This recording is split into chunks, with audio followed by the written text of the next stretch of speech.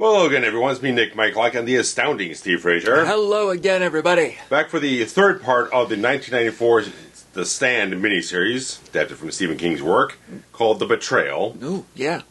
I like it. Betrayal. Yeah. That's a dramatic word. It is. Yes. And in a lot of ways, this is the most exciting of the 4 episodes. Yeah. Anyway, guys, if you have your own copy of the Blu-ray or the digital version, or maybe the Paramount DVD, because the original Artisan DVD has a little bit of a different editing structure to it, but we're doing the proper 4-part original broadcast version. So, get your subtitles turned on for the sake of Nick Andros. That's right, right. And get your timestamp to 0, and we'll follow along and get synced up with a countdown. So, guys, go ahead. In 3, 2, 1, play. I was going to say, unfortunately, we can't write our thoughts down and show them to everybody because that doesn't work. It's a little laborious. Oh, that doesn't work. They're trying so hard to show you scenes from the journey. Mm-hmm.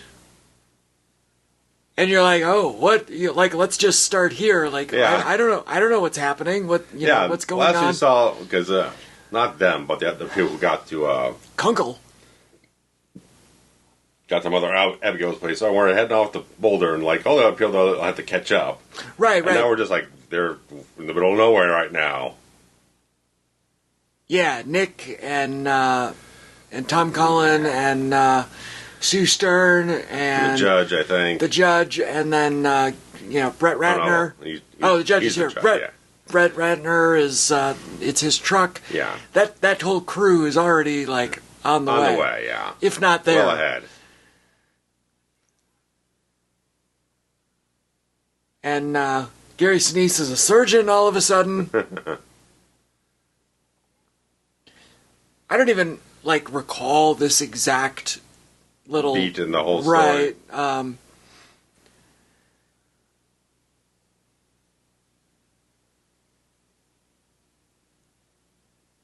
But yeah, it's okay. I mean, I guess it drives home the idea that Stu is the ultimate do-gooder, helper, jack of all trades, helper kind of person. He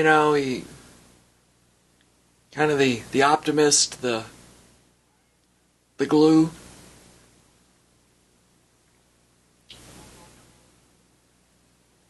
We got Kojak down there looking statuesque.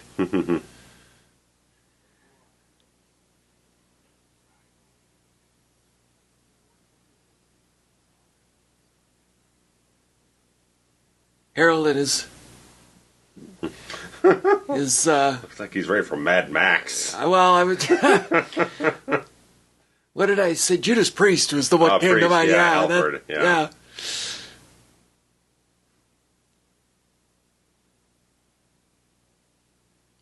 At this point, so many people are dead. Yeah. I don't know. It's everyone. Yeah. The mourning and the sense of loss. It's become redundant. You've lost a little sense of context. Right. We're so far removed from a regular funeral. A worldwide, global sort of mourning of the human race is going on. Right. And we just lost one more person after we've lost billions.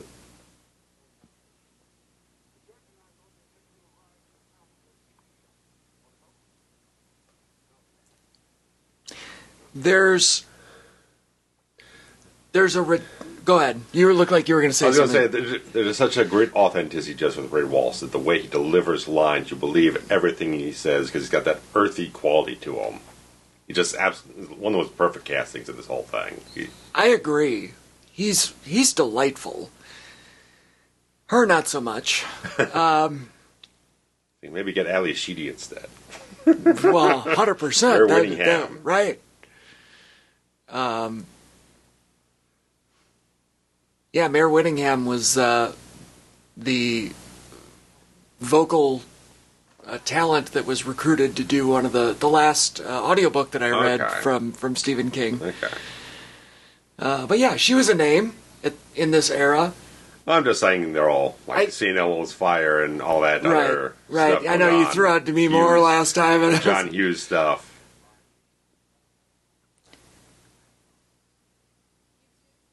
All right, they've had they're co-dreaming about the bad guy. I like it.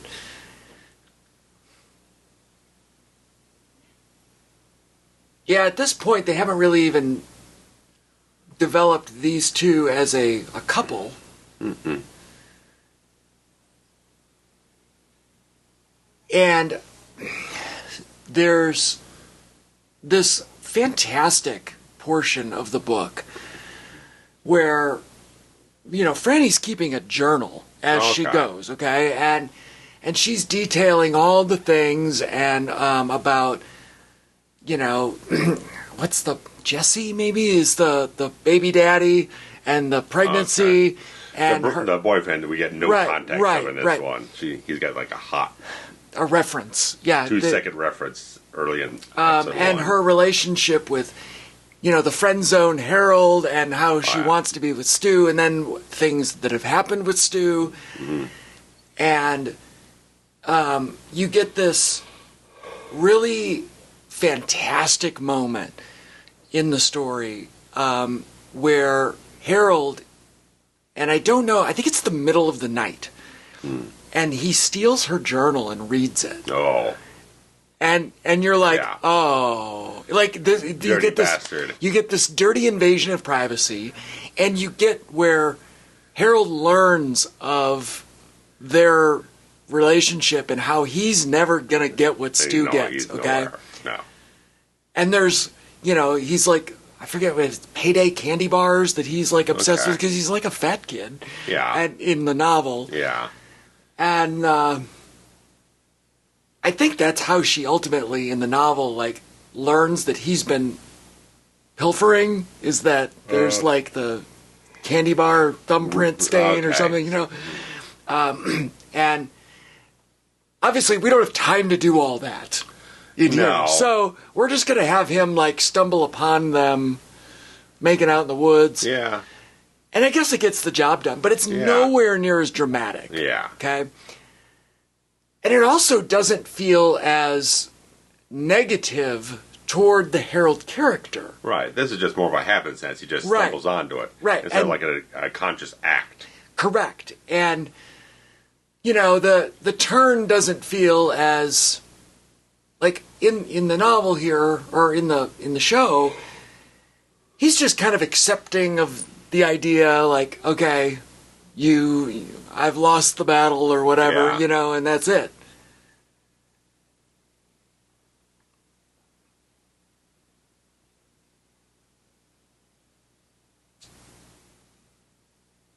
And I think he does end up like spying on them a little bit in a voyeuristic manner in the novel. But again, this is also, you know, a made-for-TV movie in the early 90s where, you know, you have to kind of not be as... Trim off the edges here and there. Right. You got to make it acceptable Prune it down. For the everyman. I mean, there's a lot of vulgarity in the novel, in other storylines that are excised for time and content. Sure. You know, clearly they're not making love at this point, but it's close. This is the kind of representation of that, I suppose.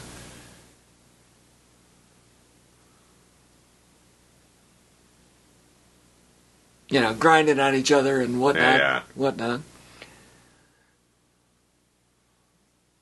And he's just got a, you know, sourpuss. Yeah. But that's fine. Yeah, here he's like, I'll get you. I don't know what he's doing. You know, he's not really tinkering.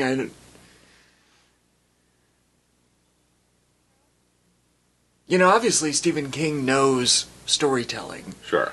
And even though he hasn't been as successful at television at this point, he knows how to crop his own work and still tell the same story. Okay. You know what I mean? Like, he did the best he could with 4 parts. Yeah. I feel like. You know? I mean, I haven't watched the updated version, but I watched someone's very extensive summary of the whole thing, and Okay. I saw a lot of the problems you were talking about, and the fact that, because I posted on Facebook, so like they got like half a dozen screenwriters that get done Right. what Stephen King did a much better job of On his own. 16 years earlier or something. Yeah. Yeah, they probably had a showrunner Yeah. and then outsourced the individual episodes like a lot of shows do. Yeah. You know, there's basically every show on TV has a top dog showrunner. Mm-hmm.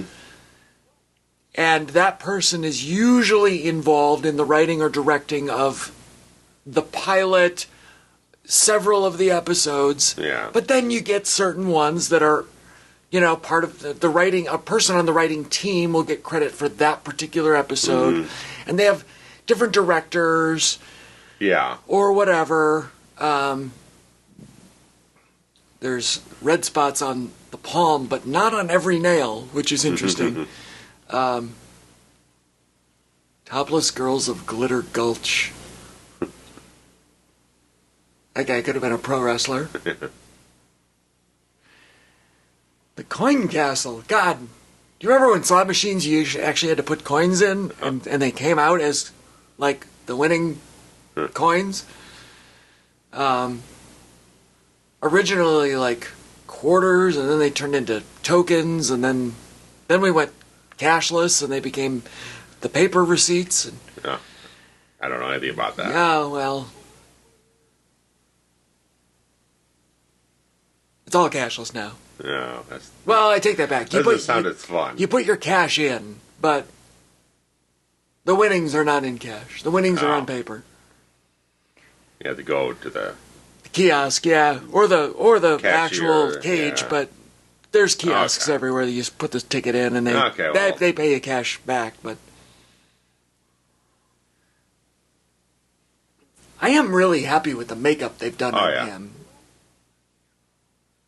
and clearly he's delusional. Oh, yeah. Quite endlessly. Right.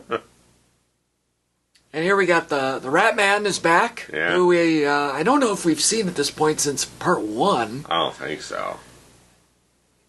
when he was at in New York City with our rock star. Underwood. Yeah, Larry.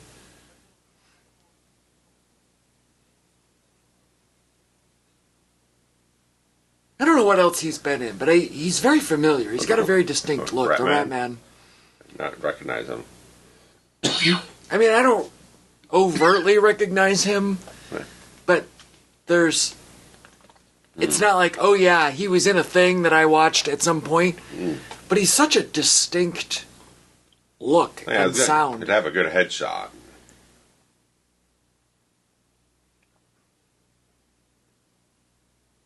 Rick Avilas? Passed away Oh, did he? in like right after this, Interesting. 95. Interesting. Does it say what he died from? Or how? You know, apparently he was in Ghost. Oh, Heart all right. failure. Okay. Couldn't have been very old. Looked like he contracted HIV at the time. Oh, really? Yeah. And Cannonball Run, Secret of My Success, Godfather 3. Well, nobody wants Waterworld. to remember that. Waterworld, you know what? He Had might not have been huge parts, but he was in some movies. Yeah. but at least I guess like I said, probably a good headshot got him some little parts here and there. But say he was also a stand-up comic, so Interesting. Clearly, I've seen him, you know. sure around. Waterworld is one of those movies that is so polarizing. Cost so damn much and barely eked out any profit afterwards. Right, but I think after the years, after the video sales, the cable stuff, it kind of balanced out the budget. I actually don't think it's that terrible. I didn't bother watching it. I'm not a big Costner fan. I love Costner. And I just feel like I've seen Costner in enough roles where I just don't feel like I'm convinced by what he's doing on screen. And that's probably just the certain roles I've seen him in. Yeah, probably. I mean, he's been in 100 things. Sure. The cowboy stuff is always really, really believable. He's got a big heart for that stuff. Yeah, I mean, and he's been the in... horizon of what he's been trying to get done is a passion project, but it's cost a lot of money, and the first part did not make it back. But Dennis Hopper in Waterworld, I mean, is... He's a let loose. Yeah, I mean, he's just... Not quite Chainsaw 2 loose. But. It's close. I mean, it's right there. He's stretching for it. It's right there. Because he's just a crazy pirate outlaw. You know what I mean? Like, sure. What is he wearing? A bolero tie or whatever? Up? That's what it's called, right? He's got the oddest fashion. Yeah, it really is.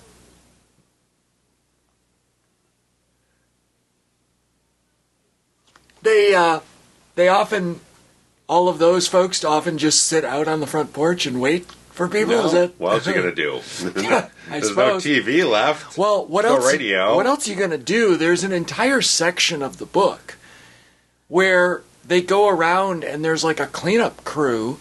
And they go into the houses and like take out the bodies, and there's a whole crew that like disposes of the bodies, and you've got another crew that's like working to get the power back on, which comes into the storyline a little bit later on. I think the character that Stephen King plays in here is like head of the cleanup crew. Okay, Weizak. Teddy Weizak. Which is interesting because the doctor in the Dead Zone is also Dr. Weizak. It's a different first name, but it's the same last name. That helps out Walken's Johnny Smith. Interesting. I don't know if they're related in any way. Yeah, I don't know. I just noticed the names like...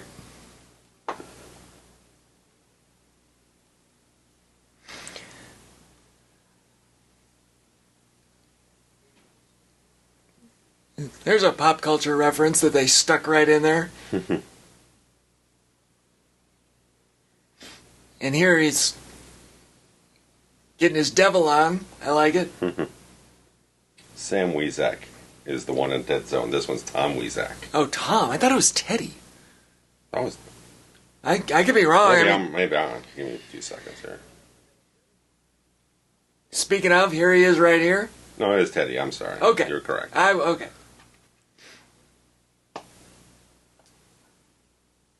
And we had not seen him before this, right? No, I think this is his debut in this. All right.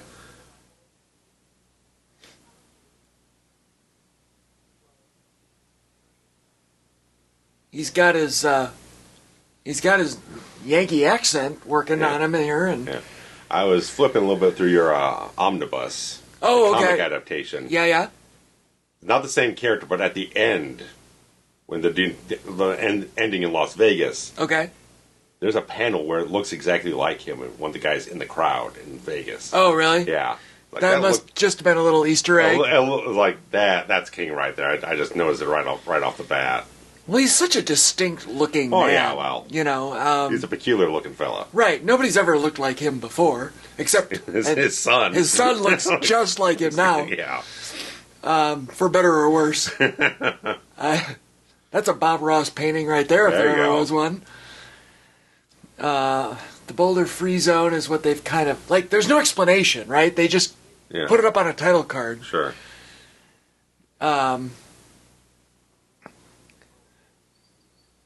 It's just, just you accept it. But they, had a little decision-making that's what they were going to call this portion, that they were all... Free to do as they like. Free sound and mind and whatever, and they were the good guys. Mm-hmm. So I did buy myself a hoodie that got, mountains on it. It says the Boulder Free Zone Committee, and it's fun little nod.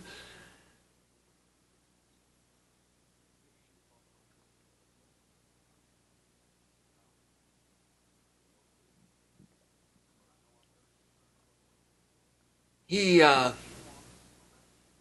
always been kind of the conscience of the group. Yeah.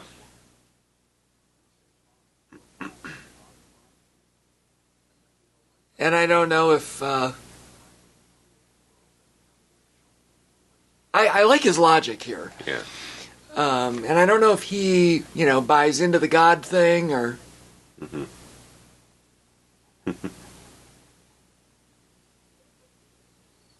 Are we to believe that she's making that go? Oh, well, she's got a little remote control with a little PlayStation controller that didn't exist yet. How or why that remote-controlled situation ever came to be, we'll have no idea. No.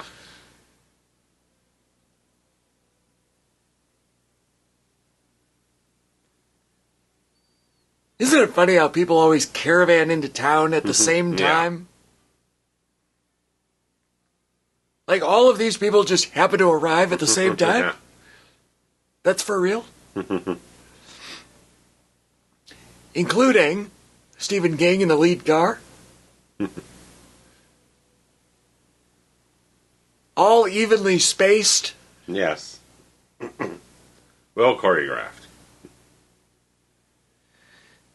He's such a giant man, Stephen King. Yeah.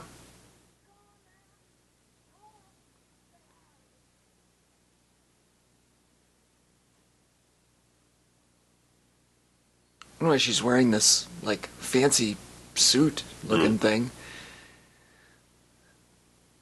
That guy has one leg.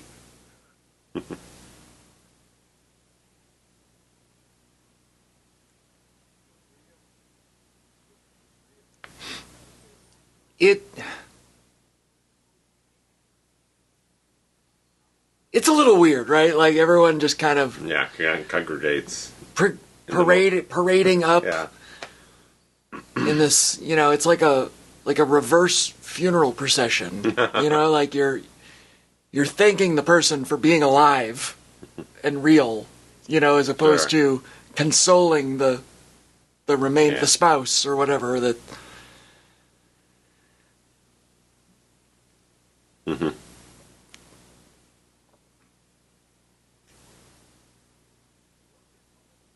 Oof. Like, she can spot the bad ones. Oh, yeah.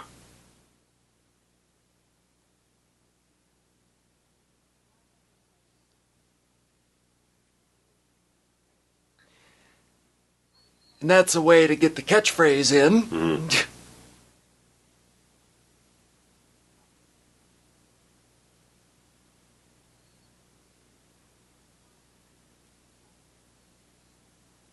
I always get a kick out of the extras. Like, I always look at the crowd.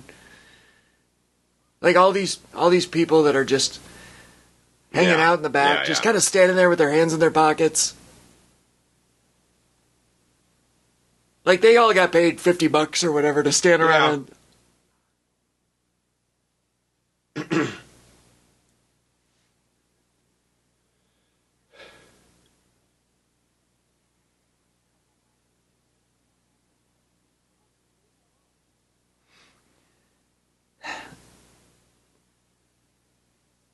I don't know if it's better or worse in this adaptation.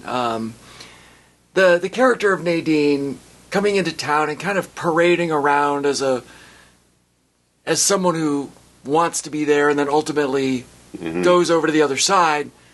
But she's also kind of been on the other side all along. Yeah. And so it doesn't feel like there's a conflict going on. She just feels like a wolf in sheep's clothing. Right, but it presents itself as like no conflict. Yeah. So you don't really take it seriously. Right. You know what I mean? Right. Like with Harold, like under certain circumstances he would stick around and be loyal and everything like that, but he's got this Well, you also... This jealousy building up in him and is resentful and everything, so other circumstances push him away towards the other side. Right. Like, he's actually got, circumstances and actions and choices. Yeah. And, all the things.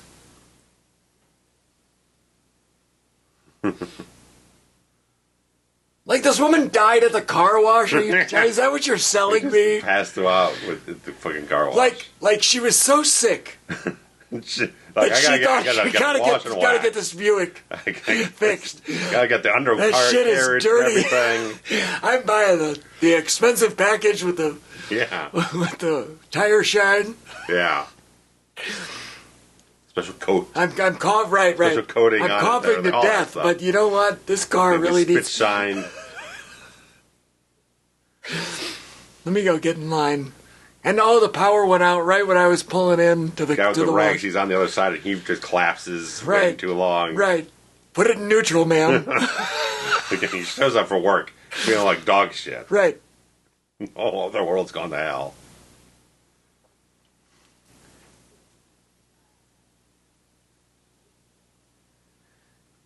I like this, where, she feels like she's kind of a false prophet. Mm.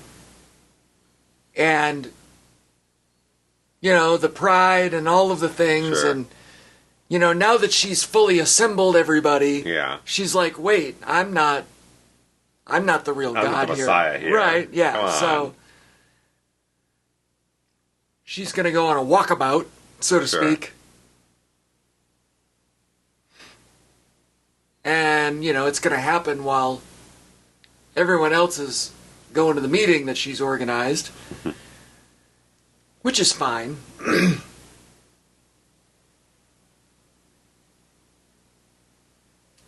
They did it at the train station, which, okay, I don't mind that.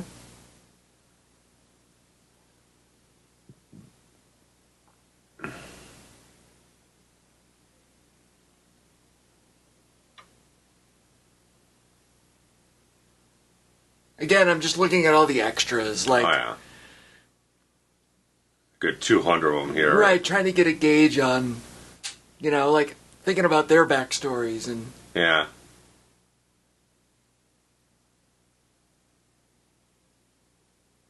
It's a nice mural that they happened upon for this... Scouted, Right.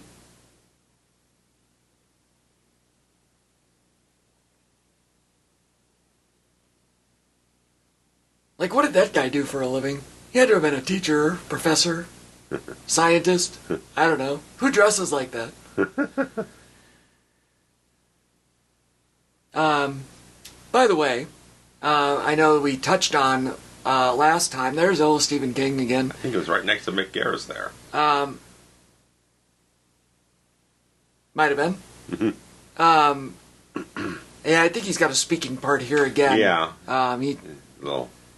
He really does try to work himself into all the things. We brought up last time how Gary Sinise, Chicago guy, where we're from, and is a fan of the band Kansas. So I reached out to my friend Ronnie, who's the lead singer of Kansas, and I asked him if he had ever met Gary Sinise, local guy, music world, whatever, big fan, and sad to report, he has not had the opportunity to meet Gary Sinise. He wants to meet Gary Sinise, but unfortunately he has not had the opportunity yet. Lieutenant Dan Band on the next supporting gig. That would be great. Especially for a local show, if you were able to pull that off. Yeah.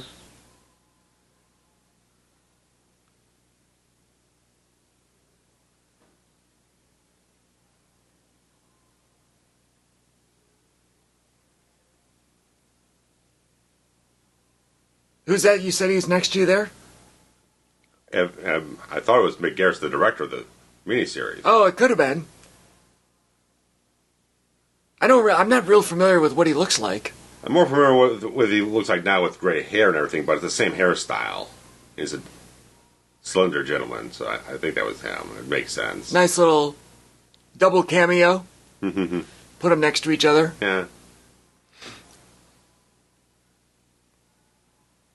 How do we feel about them singing the national anthem? It feels weird to me. I don't know. I mean, at this point, does patriotism... it doesn't matter worth a crap anymore. That's kind of what It's not about governments and countries. I mean, we don't even know if there's anyone alive in other countries for that to be anything. Love the hand to feel the vibration. Mm-hmm. The national anthem symbolizes the country of yesterday. Yeah. And now... And... they just did a shot of him there, too. It's a song about war, really. Right. Bombs bursting in air. People don't... It's one of those things, like, people don't comprehend the lyrics anymore. They just hear them. Right. They just... What is it? They don't... Right. It's muscle memory. About it. Yeah. Muscle memory, yeah. It's just... Right, I mean, the song is about... You think maybe they'd be singing, like, Amazing Grace or something that's more kind of aligned towards the religious themes of the story or something, maybe. Right. Something. A lot of people have argued over the years that the song America the Beautiful should actually be our national anthem. Well, that's... For a was that Mick Garris? Yeah, that's okay. him. Well, yeah, I mean, you know, for years, WrestleMania, they opened with America the Beautiful instead of Star Spangled Banner. I think they still do. Because Vince McMahon always thought that was the better song. Yeah.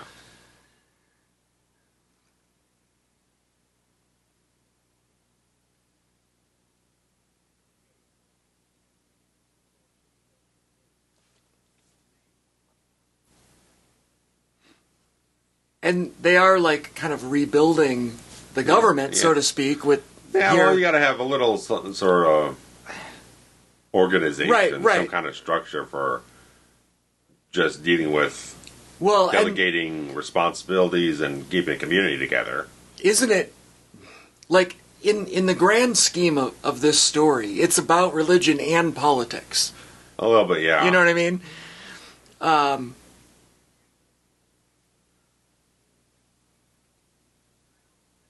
Obviously, I mean, it's all just very Christian in that regard. Like, you don't have a Jewish guy coming in saying, I believe in this thing, and how does this apply to me, or any other one you want to throw in the mix, or something like the day you'd probably talk about Muslim or Hindu, whatever it is, you know.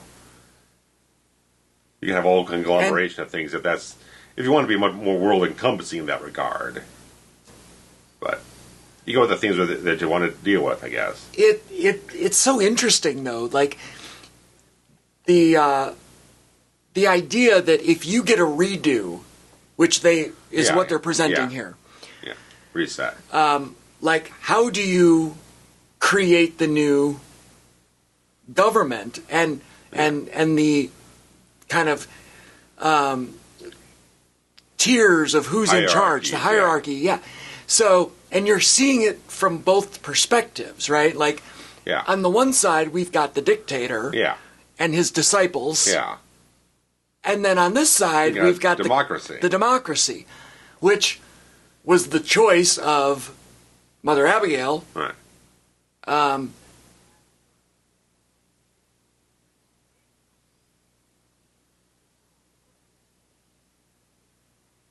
And so I do think that that's another part of the dichotomy that's super interesting. Yeah.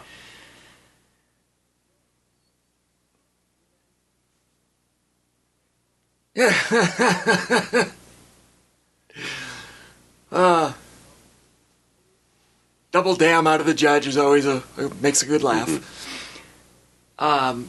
So yeah, clearly this group, the good guy group, has chosen to just kind of recreate America. Yeah. In the way it was. Now, what about all the people that didn't have a dream or didn't choose a side? Like, that was something I was thinking about a little earlier. I was like, okay, there's got to be some people who, like, they don't choose one side or the other. They decide to go an independent route. Right. Like, how many people in this world... both sides. Like, I don't want to have anything to do between these superpowers. I just want to go off somewhere quiet and do my own thing. Right, it's the two-party committee, or the two-party But then that's politics. Just like whole scattershot among people who don't really have a cohesive story. Right. I mean, obviously there's people, around the world that are still alive, which means there's likely people around the United States that are still alive and have not either had a vision or chose to just stay put. Start their own brand of government somewhere. Yeah, something. Oh. Like, what about all the people that said, oh, well, we should go to Washington because that's the capital, and let's start a group there, I don't know. I suppose this is a great segue. Okay. Oh, yeah, Mother Abigail's gone. Okay, fine. Let's all freak out. She's gone. This is a great segue. There is a book that's coming out as we sit here. Sure. It's coming out in about a month. And somebody had the idea to curate a bunch of independently written essays and short stories that all take place in the world of The Stand. Okay. So a lot of independent authors have all written kind of their own fan fiction of little, novellas that all take place in this world. Okay. Somebody had the idea to curate them and presented it to Stephen King, and he said, I love it. He has not written anything. No. However, he signed off on this compilation of stories. Okay. It's called The End of the World as We Know It. All right. And it comes out next month, and Stephen King did, a forward and wrote a thing at the beginning about it, and then said, y'all can have fun in the sandbox. And I am very excited to read what other people have come up with. Okay. And it's not out yet. I've pre-ordered it. So, hey, that's fun. Like, that he just said, go, do what you want. Sure. I'm going to get a paycheck. Maybe some of it's before, maybe some of it's after. I mean, if it's officially published, then he's going to get some kind of royalty kickback off of his own concept, IP. Right. Yeah. I mean, I'm down. Yeah. I'm excited. Especially to see some other voices. Sure. Because perspectives and so forth. I think he's the best writer that I've ever known. And to hear a bunch of other voices that have different writing styles is going to be super fascinating. Also find it interesting with Nadine, it's like everyone else is just kind of down to earth, but she's always got these kind of much more almost aristocratic sort of outfits, like she's going out on a night on the town in Manhattan or something. Well, or like a businesswoman or something else like that. She's dressing more upscale than everyone else. Right. As a contrast. And, I think, in her mind, she is the queen, so to speak. Yeah. He the other guy, is... Yeah. Who absolutely wears the Canadian tuxedo. Yeah, like contrast to her. Right. Like he is more... He should be on a ranch somewhere. Every man than anybody. Right. As it's kind like of he walked out of Calgary, Canada or something. As a symbol of, kind of the devil walks among us kind of thing. Yeah. But yeah, it's obviously a choice that they've made to have her be not like the others. Yeah. Stand out against them.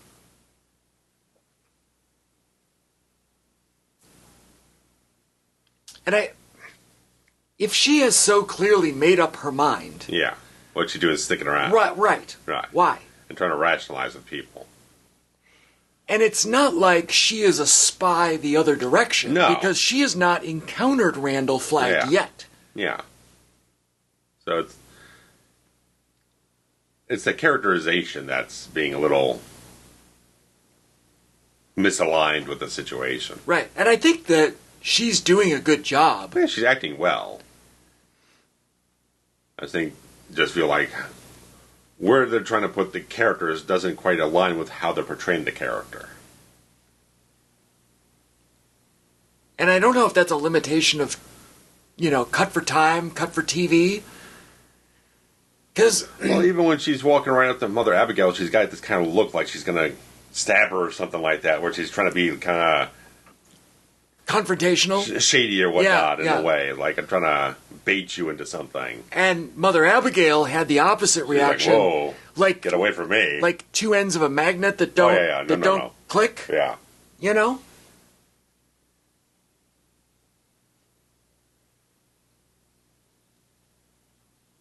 Now she wants to bone him. Yeah. Before, it was save myself for flag. Push you and keep the distance. Yeah, she's a little... Unless... Well, that can also be the fact, because again, you said they merged her with the character of Rita. They did. So those could be kind of... I don't know what the characterizations of those two characters are, particularly in the story, but there could be some things that maybe don't quite intertwine as easily. Right. You're trying to serve two different masters, and they're not quite as compatible. Nadine was always the one that, had saved herself for flag. Sure.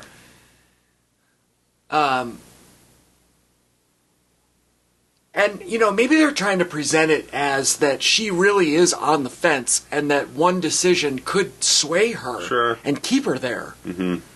But now she also feels rejected, so to speak. Yeah, it's all just a little incongruous. Right. How we've seen her go along the story. Right. Like, if you presented her as on the fence the whole time, then this might be... batting back and forth, conflict, and being like... Man, I don't know. Right. More deeper seated psychological element of the whole thing, when it's more just feels like she just have mood swings, not to be anything insensitive or anything like that. Just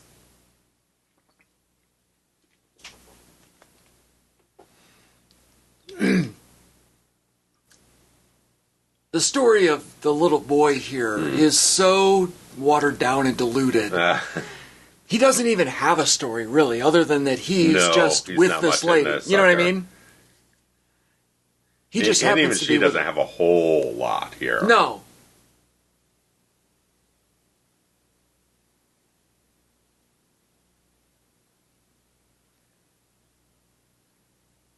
Even on Blu-ray, this looks really fuzzy. Well, this is the whole thing. I guess I think what they did, because as you go through the thing, there's a couple shots that look like they did do like a standard def upscale. I think they went back, because Paramount did the same thing with Star Trek: The Next Generation. They went back to all the original materials, because back then in the 90s, sometimes were just like, things were just edited on video.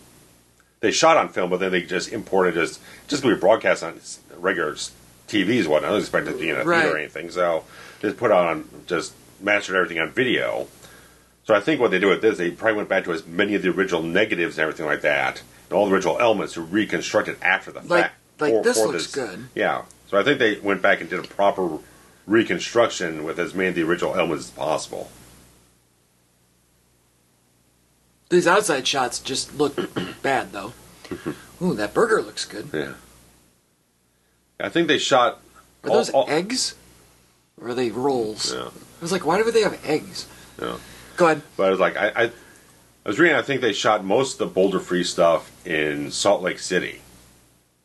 Okay. And at least one piece of trivia, which could be easily true or whatnot, is that Mother Abigail's house is like right next to the Carruthers house from Halloween 4 and 5. Oh, really? It's all Salt Lake anyway. Sure. So it could be easily on the same block. Which means the Gothic mansion has got to be close by. Oh, yeah, that should be the fucking castle for Flag, man. Yeah.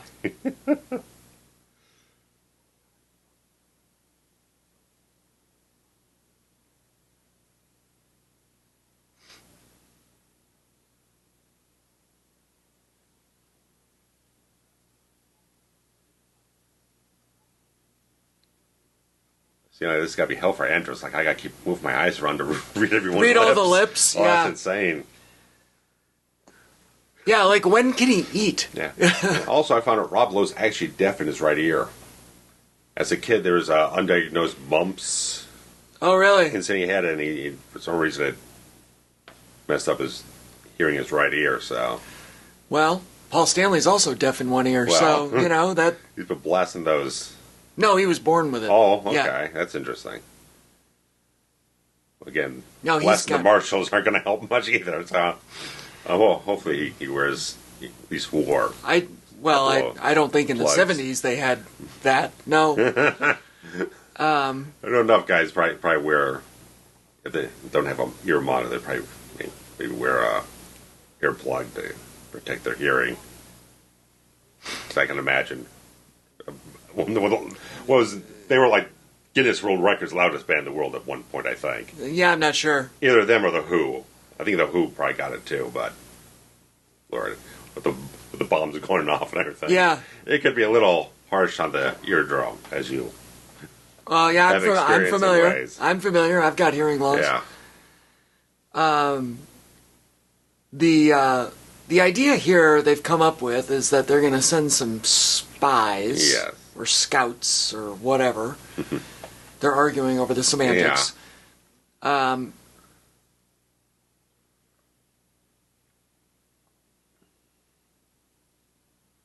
Well, how do you know that, you mind reader? Look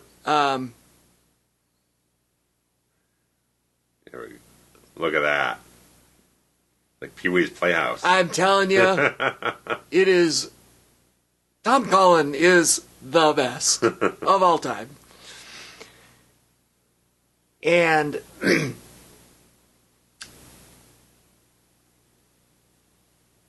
So how hard would it be to come up with finding 3 people to send away? Right. And then they come up with the idea to, send Tom because nobody will suspect the simpleton. Sure. As being nefarious spy. Right. Yeah. Dauber here does a really good job, I think, in this. Like, I don't know if the casting is right. I said that before. Yeah.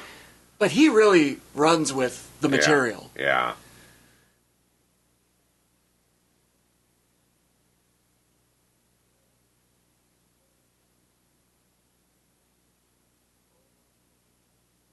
All my friends, he's like the most heartwarming, charming character. He's adorable in that regard.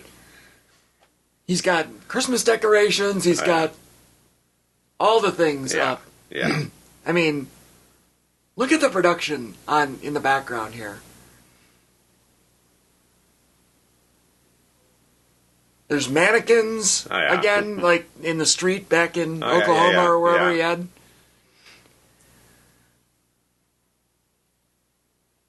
Even the Virgin Mary got a little Christmas light draped over her. Why not? I mean, I feel it would be very weird. Like, after all this stuff has happened, you're just like, I'm just going to choose this house. I'm going to go into a place where someone else decorated this house and furnish the whole house. You got all their belongings and their photographs, everything like that. I'm just going to walk in. Well, it's got to be a weird scenario. Yeah, but, I mean, imagine how great it would be if you and I just got to walk down the street and pick a house. Sure. Anywhere. Yeah, it's just a peculiar scenario, that's all. Right. Trying to wrap your head around this new fully furnished dichotomy of reality. Right.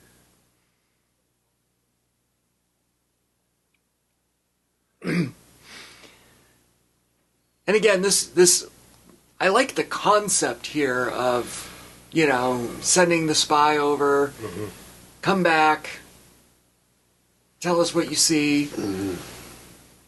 This doesn't make for very good commentary, unfortunately. Yeah.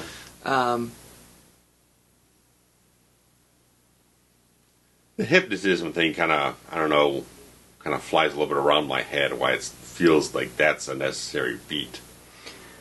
I think it's because he doesn't have the mental capacity to make decisions on his own. So even if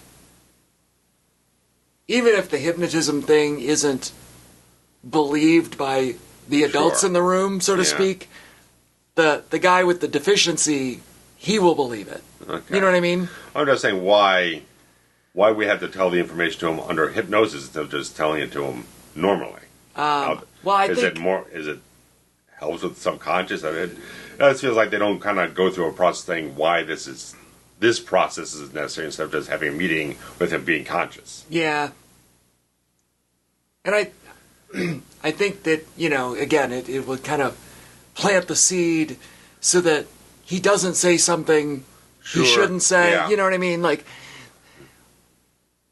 everybody else works under different circumstances, so you got to use the extreme measures to get to the feeble-minded guy. It feels like something they just kind of snipped a little preface out of. Yeah. Aww. A lot of this you can't say on TV anymore. I don't think you can say retard on TV anymore. Like, there's some things you can say a lot more now than you could then, but then there's certain things like, oh no, that's not correct anymore. That's not proper no more. Right.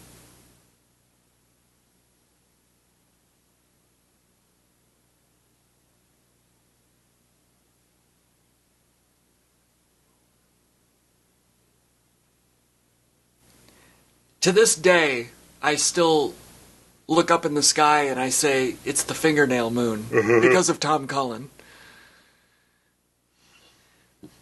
And I think they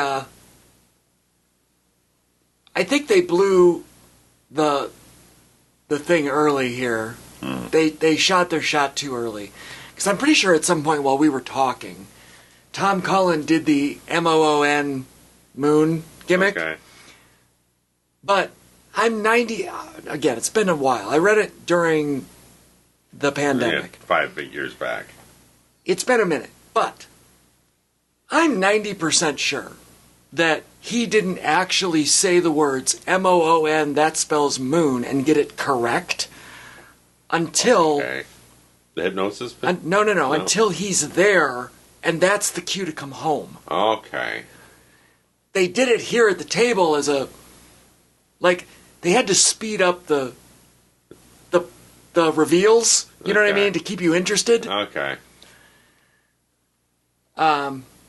Is that there, Mick Garris there, part of the crew? Back left.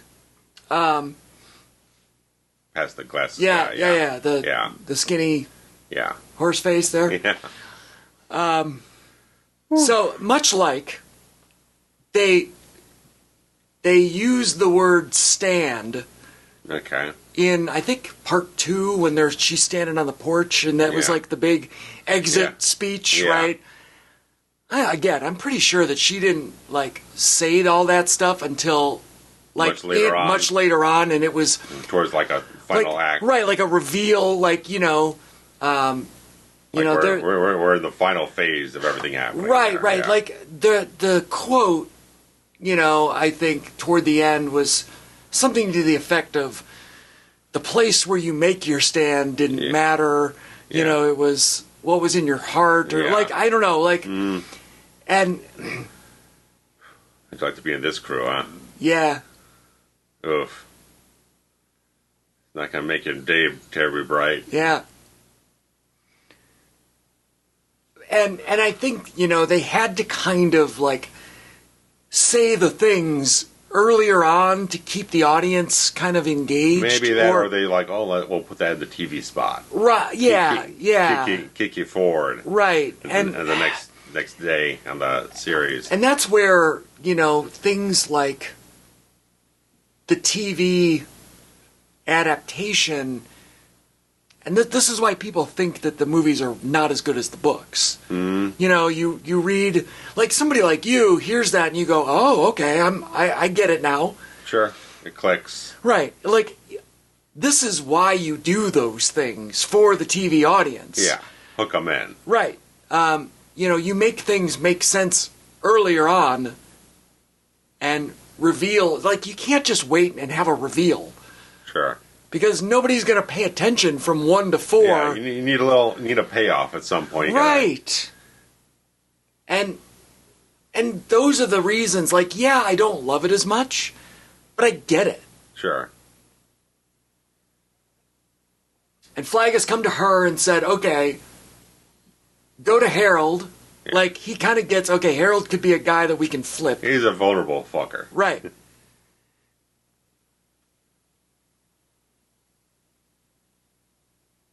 But it's so interesting because even in this scenario, I don't know if it's later in this episode or the next one, where she seduces him and they become kind of a couple. I think it's at the end of this one. Okay. But she won't let him fuck her because that's Flag's job. Oh, yeah. Right? Like, she'll do everything but. Yeah. Which then goes against her thing with Larry. So... But again, maybe... Yeah, it's a little wishy-washy. Maybe Flag, coming back in and giving her this kind of mission... Yeah. ...sways her back the other way. Sure. Like the Larry scene, I think, was supposed to be the point where she almost was... come around. It almost brought her into the Boulder team. It's kind of feeling what that Larry scene to me now is like. It feels more like she's playing it almost to appease her own arrogance, her own ego. It's like, you should want me. Mm-hmm. Instead of being like her pining for something. I feel like that scene should have been her pining for some sort of affection or acceptance or something else like that, where she feels on the outs. Like, I want to be on your side, but I need something more from you guys to pull me over. The line of dialogue was... her being very selfish, like, I want this for me. Right. The dialogue was basically, sleep with me and I'm able to stay with you. Yeah. And now the circumstances are he can't. Oh, it's extortion to a degree. Right. He's got a family. He's not going to say yes. Yeah. So... there's another way they could have done where it had a little bit more layers towards... tipping her back and forth across the line. Right.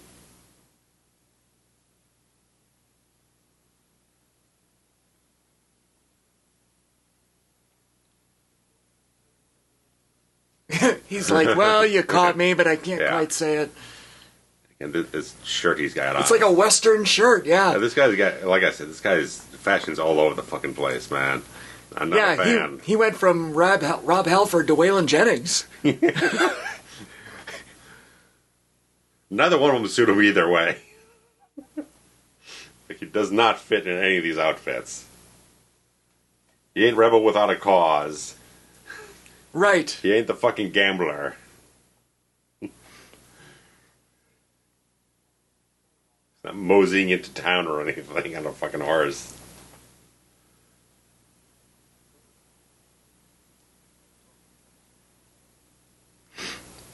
It would have been nice when that whole procession was coming in, someone was just coming in on a horse. There's got to be someone with a horse somewhere. Right, maybe Come not. on. I don't think the horses all died, did they? Yeah. Come on. There were lines of dialogue in the story about which animals were affected and which ones weren't. Oh, yeah. Like dogs were obviously not affected, at least not all of them. Yeah, because but Gojek and all that. Other animals were. So I don't know, but yes, I agree with you that like many people own horses, and horses don't have to abide by laws of the road. Yeah. So again, that could have been a good just one sentence written in that appeases the people like us that say, why isn't everybody finding a horse? Yeah. And writing that instead of trying to navigate roads on bikes and cars. Right.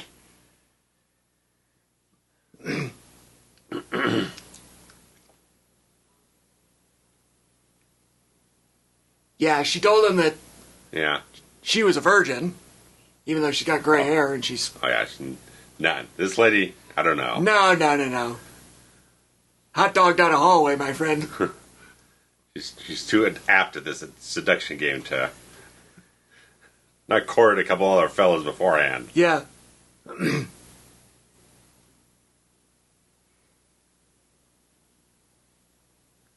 Apparently Ossie Davis got the role of the judge because apparently they're going to have actor Moses Gunn, who was in Firestarter. Okay. But I guess I think he got ill or something like that. He's actually the husband of Ruby, portraying Mother Abigail. So he was more or less on set already. This guy is Ossie Davis, and he is as the judge. He is the husband of Ruby Dee. Yeah, in real life. Yeah, I didn't know that. So he was just lurking around anyway. He's like, oh well, he's virile. Well, that's actually a really cool thing. Yeah, he's really good. I think that's a fake cactus. Wow. Because Salt Lake City, I don't know if they got that many cacti. Cactuses, I mean, I guess it could be real, but a cactus like that is like 50 years old. I own many cactuses. They're very slow to develop. They are slow to develop. If you go into like a plant store right now, that cactus would be like $300.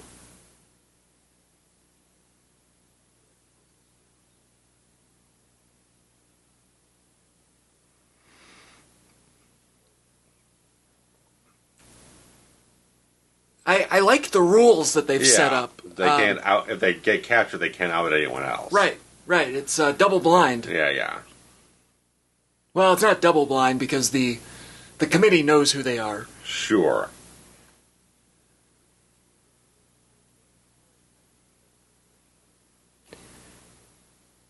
But the three people, well, the two people other than Tom, both kind of realize that there's a good chance they're not coming back. Yeah. Tom's not quite as into Tom doesn't, right, and, you know, maybe that's part of the hypnotism routine, you know, I don't... It's a little fuzzy. It is fuzzy, but, it makes sense to me. Okay. I don't know.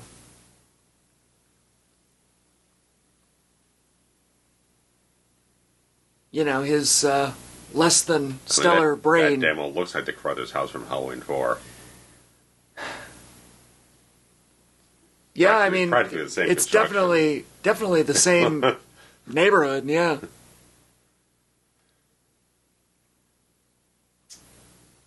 This is the afterglow, as they say. So. Yeah, she gave him the full business. Well, whatever business she can give him. He wouldn't be laying around in his boxer, high socks and fucking drinking a Merlot or something.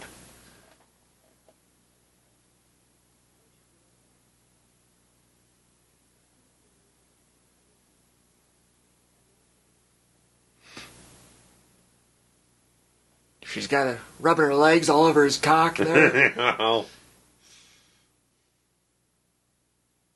keep him interested. Well, I mean, afterwards, after it's done, most guys. Right, one and done, right? It's all. I mean, it's all in the past now. What do you do for next time? Right. There are. Yes, that is a thing. The refractory period. Yeah. Where, you know, 90% of guys are that way. Yeah.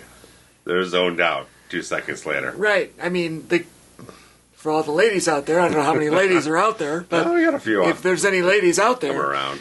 I'm sure you know that, you know, the chemicals in the synapses fire and release all the toxins. Oh, yeah. And it's pretty instant for most of us that once you go, you're gone. Yeah. So to speak. And you don't want to come back for quite a while. Yeah. There are the lucky ones out there that can just back-to-back it. 60-minute man like a Ric Flair. Yeah, I mean, you know, you just, the refractory period is, you know, seconds and not minutes or hours or whatever. And by the end of this glass of wine, it appears that she wants to go again. Well, she's been staving off. She's between staving off and lusting after someone for long enough. She's got to make up for lost time. And apparently he is of the sort where he can bounce back. Who knows if he's ever gotten any before? Doesn't seem like it. Well, yeah, but I feel like that particular statistic doesn't trump your biology of your ability to bounce back. Sure, but, you know, she's going to offer. He's not going to turn her down. Well, yeah, but sometimes you do. You never know. I'm just saying, if he's never had before. Tom Cullen, also a cowboy now. Well, I could buy that. He's always been kind of a bumpkin, right? Oh, yeah. That might be Brent Ratner's hat. I thought that he was wearing that. The chubby guy. The farmer guy. Oh, with the truck. I feel like that might be his hat. Yeah, I mean, he might have lended to him in that regard, yeah. I don't think he's wearing... He doesn't wear it in the third part. In the fourth part, I mean. Ratner? Yeah, I don't think he wears it again. Yeah, I think he had it on at the barbecue. Yeah. Gary Sinise feels so natural in this outfit, though. Like, it feels like he just walked onto set with this clothes and...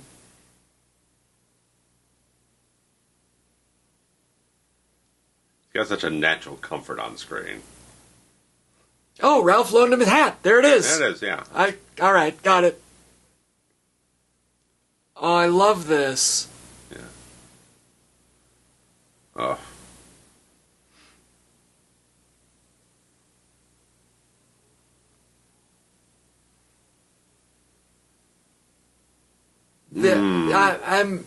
You get choked Give up. me the whole story with these two. That's all I need. Nice bit. Yeah, I'm telling you, it's really such a beautiful story, the way that it's written. Mm.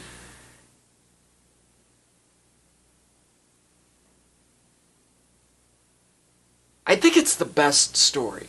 Yeah, the best, through line.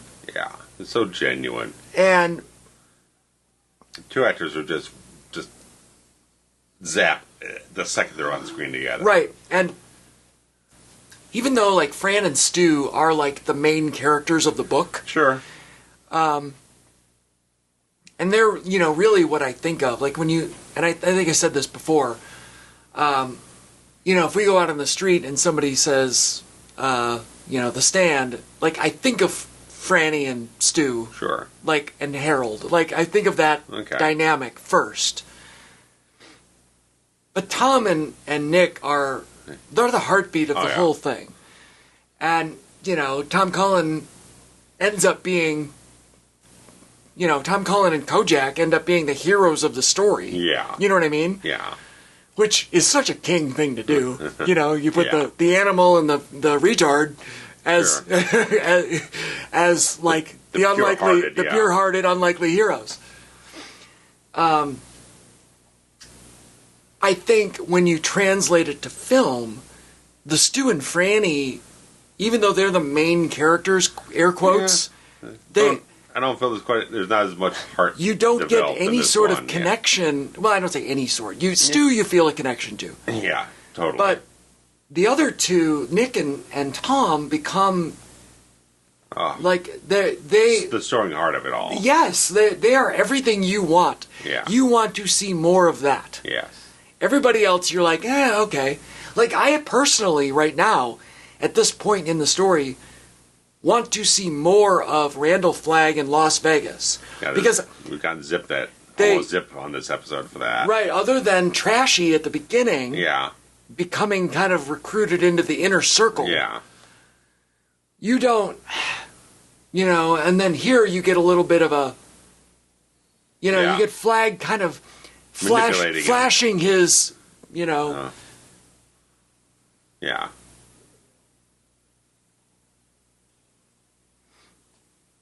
That image of the smiley face button on Flagg's blue jean denim jacket was such a through line. Like it was like an icon for him. Okay.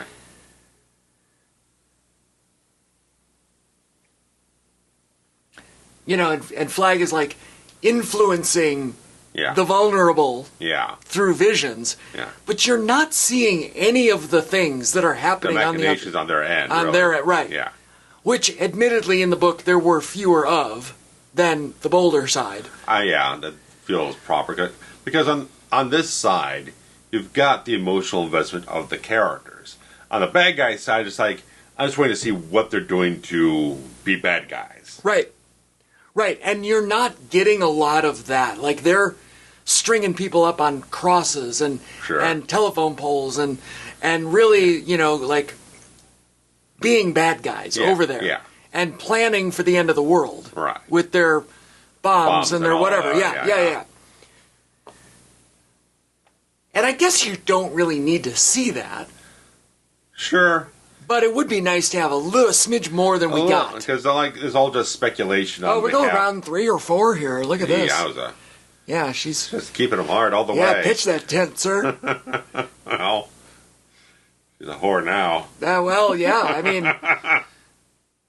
mean, I'm sure that she taught him how to... Well, if they're not actually fucking, they're doing everything but, right? Sure. This guy... The sheriff on the right. Yeah. Yeah. He's a piece of work. He is like... Guy on the left is... Mob boss? Oh, yeah. I don't know what he does for a living. Generic cola. But yeah, this guy on the right is like Chicago accent. Oh, yeah. Even though they bill him out of like Southern California. Yeah, but San Diego, I think. If you listen to him, he's got a Chicago accent. He feels like, who the fuck was that guy, that cop from like the 80s they put on trial for like the beating up the prisoners and all that shit? I feel like I'm not going to find the name. I know I'm not going to find it. Rodney King? No. In Chicago. Oh, in Chicago.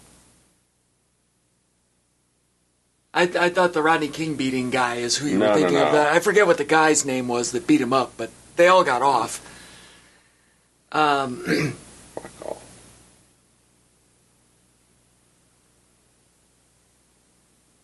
Burge.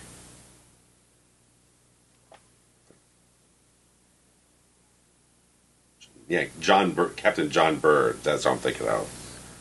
This guy was a menace. I've completely blocked that storyline out of my Chicago history brain. I need to go research this some more. Kind of just flashed on us like he was kind of a heavy-set guy. He was kind of definitely a piece of shit.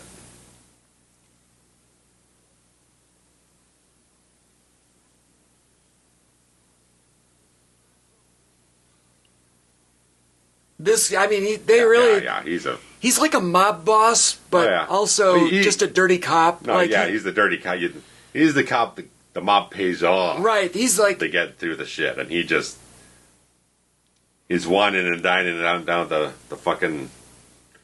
Like, you, steakhouse with the country club bar or whatever the hell it is. Recently on the channel, here's, one of the other spies has recognized another spy. Yeah. Look out. Recently on the channel, you posted a video.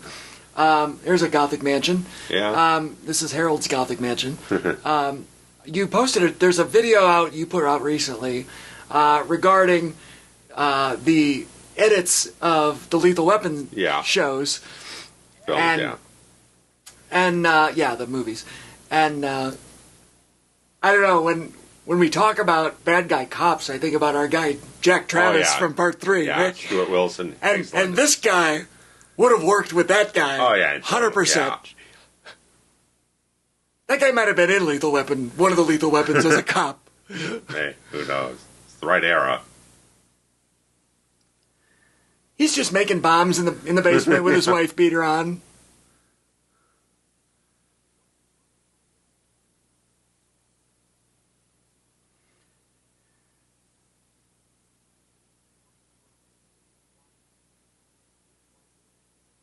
It's funny how he kind of turns on her. Yeah. You know what I mean?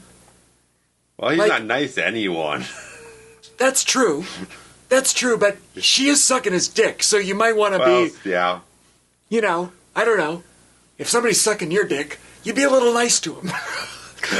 You would hope so.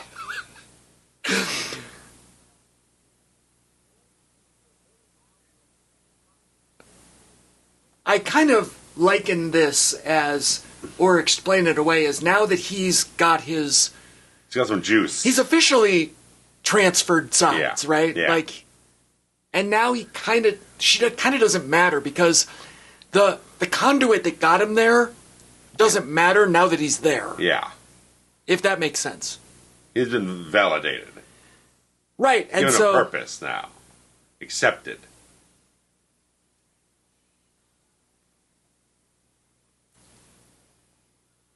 say the ring the bell and something, like, you got the little glimpse there of how he's going to do it.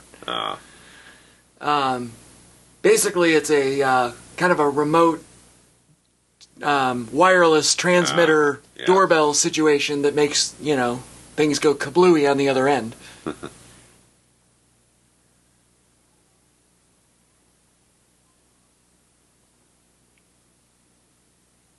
And she's got to be the mule. That's a good word for it, yeah. The mule. Just breaking into people's houses. To your point, sure, she could go into this house and put in a foreign object, such as this shoebox, and Franny might never know because she moved into somebody's house that was already full of stuff. Yeah. Who's to say that shoebox hasn't been in that closet for 20 years? Sure. So, I think your observation of that weird dynamic works in the favor of the story. Right. You wouldn't notice anything being out of place because it's none of it. Your shit. It's not your place. Right.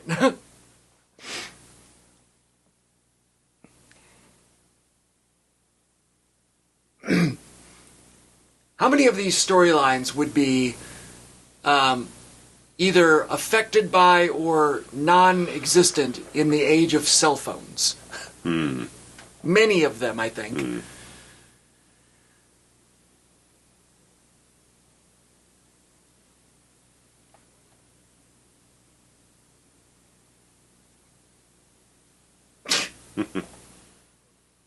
Solo guitar playing, which is a document on the piano.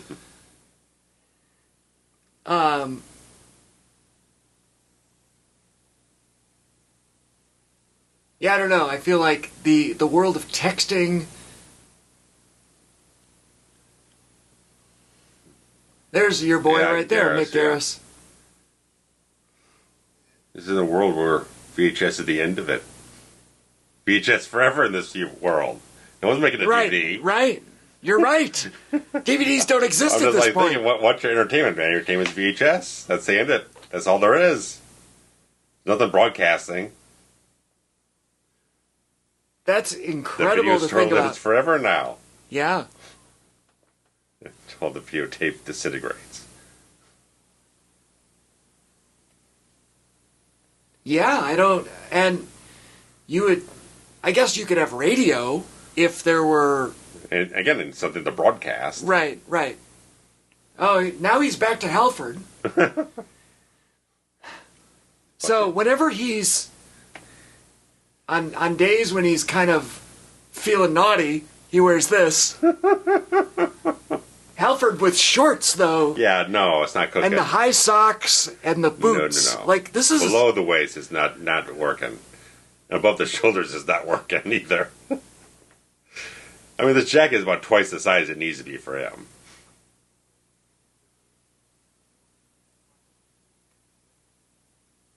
And who's this asshole? I don't know. I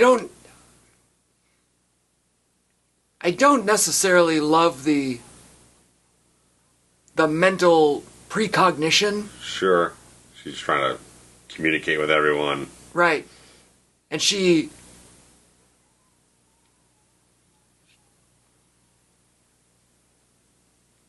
Nick, the one who can't talk,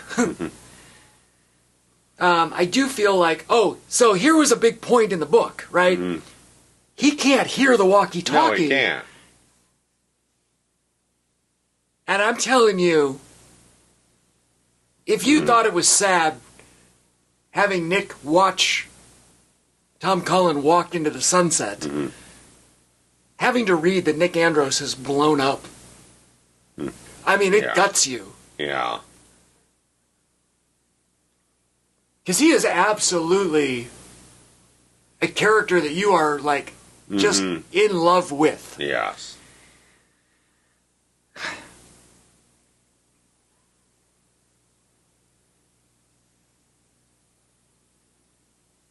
the build-up to that in the book was really, really fantastic. And, you know, if I remember correctly, they kind of bounce back and forth between Harold at the park and the meeting and the countdown. Yeah. And, you know, it's just really suspensefully written.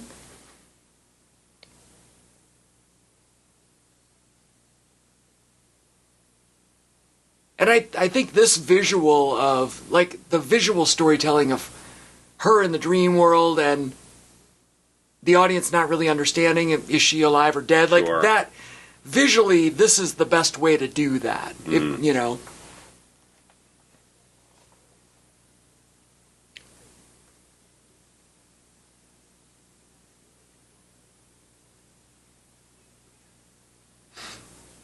And if I remember correctly, again, it's been a minute, I feel like the novel is set up in thirds. Okay.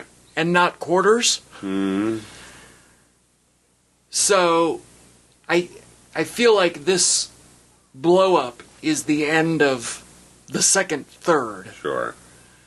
And this whole story of, like, now the 4 leaders go on their mission. It's like the plague is a whole, and all the character development is the beginning, and then all of this, you know, caravanning and rebuilding society is the middle, and then the stand is the third act, so to speak. You know, it's set up more like a, well, I was going to say a play. A play is in 5 acts. Yeah.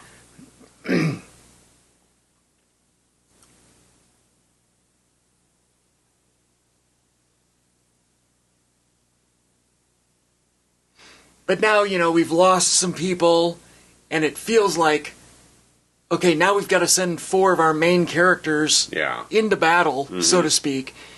Which one of them are going to die? Right. Like, there really is a lot of, like, they spend so much time creating the characters, they being he, spend so much time creating characters that you care about, that along the way there are so many different perils, and you genuinely are concerned for which one of them are going to survive and not survive. Like, I do feel like that makes it so difficult to put on screen. Trying to find something that Stephen King just posted, like, here it is. He was talking about this new film thing out right now called Together, but he says, horror movies work when you care about the people. Sure. He said that film works because of that. And that is true. You can go back, this is number 202 that I've been a part of. Yeah. You can go back and listen to any of those bad ones where Nick and I talk about the cast of characters that are just thrown in for the sake of fodder and somebody to kill off. Destination movies, some later Halloween films, just like, it just slapping names on there just as flat as the paper they're printed on. Right. I mean, you know, Jason X comes to mind. Sure. You don't give a shit about anybody in that movie. And visually, in this miniseries, you casually care about a lot of them. Yeah. You really care about some of them. Yeah.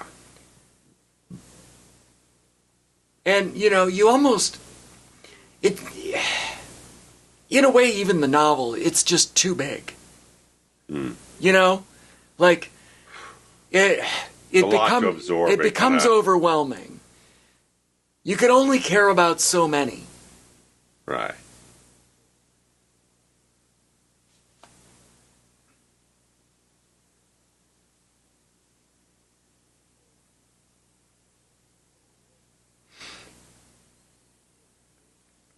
And, you know, you're reading it, and, like, so much has happened already. You know?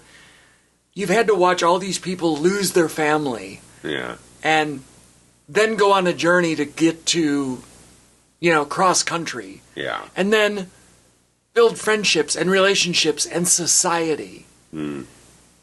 And then she hits you with, okay, now you gotta go. You gotta wear what you're wearing. You gotta leave right now. You take nothing with you. You can't take food and water. And you're like, oh, fuck. Like, it's like some kind of Jesus pilgrimage thing. Right, yeah. right. Which fits the narrative of,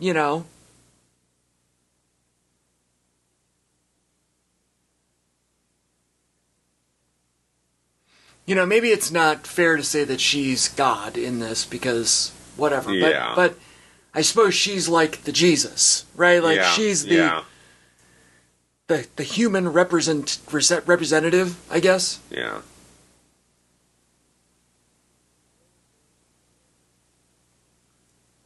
Moses, a messenger of some kind. Right.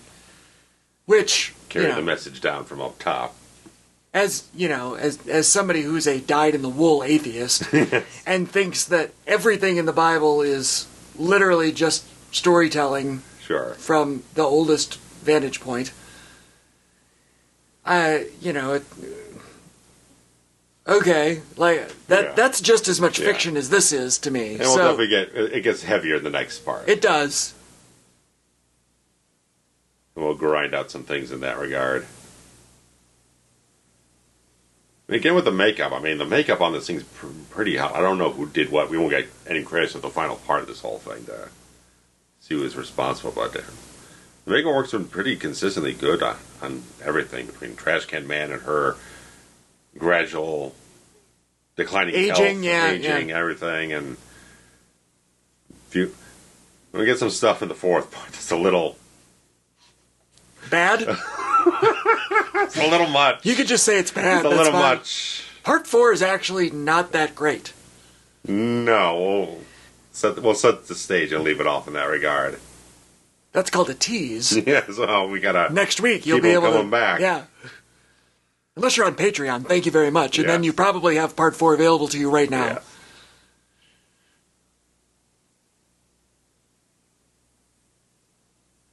Because who can't wait a whole week for this beautiful thing? Her makeup's actually really good here. Yeah, a little of the bruising. It's sometimes it's the subtle stuff they kind of. It looks like no makeup, which is that's the idea. Yeah, that's where you have the masters involved.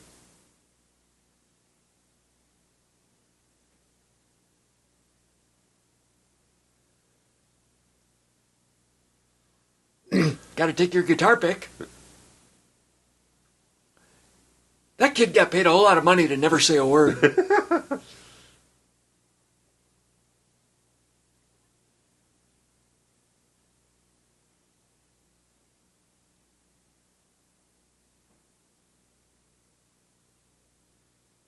Like the deaf mute guy has more lines of dialogue than the kid. In a way, yeah. He actually does. Because of his dream sequences and the yelling and the... The deaf mute guy got paid a fuck ton more money, though. Yeah, sure.